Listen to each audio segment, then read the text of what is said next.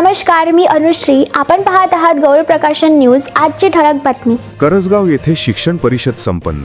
विद्यार्थी व शिक्षकांचा गौरवपूर्ण सत्कार. यवतमाळ जिल्हा परिषद अंतर्गत PM श्री उच्च प्राथमिक मराठी शाळा करजगाव येथे सोमवार दिनांक 30 मार्च 2026 रोजी शिक्षण परिषदेचे यशस्वी आयोजन करण्यात आले. या शिक्षण परिषदेच्या अध्यक्षस्थानी करजगावचे सरपंच कृष्णा राठोड होते, तर उद्घाटक म्हणून कविताताई विनोद चव्हाण यांनी उपस्थिती दर्शविली.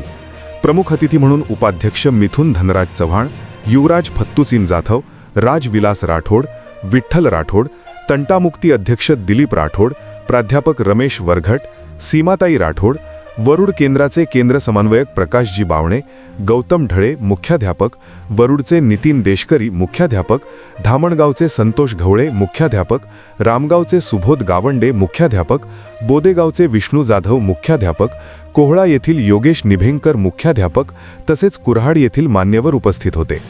कार्यक्रमाची सुरुवात प्रतिमा पूजनाने करण्यात आली. करजगाव शाळेतील विद्यार्थ्यांनी उत्कृष्ट परिपाठ सादर करून उपस्थितांची मनं जिंकली. त्यानंतर गुणवंत विद्यार्थ्यांचा मान्यवरांच्या हस्ते सत्कार करण्यात आला. यामध्ये नवोदय विद्यालयासाठी निवड झाल्याबद्दल रामगाव रामेश्वर येथील विद्यार्थिनी अवनी सुधीर राऊत व मानकोपरा येथील विद्यार्थी हरीश अराटे तसेच महादीपमधील विमानवारीमध्ये निवड झाल्याबद्दल कोहळा येथील विद्यार्थिनी प्रांजली दीपक राठोड यांचा गौरव करण्यात आला. याशिवाय स्पेलिंग बी स्पर्धेत जिल्हास्तरावर यश संपादन केल्याबद्दल करजगाव येथील विद्यार्थी आतिश राजेश चव्हाण तसेच महादीप व बॅडमिंटन जिल्हास्तरीय प्रवेश मिळविल्याबद्दल प्रीती प्रदीप चव्हाण यांचाही सन्मान करण्यात आला.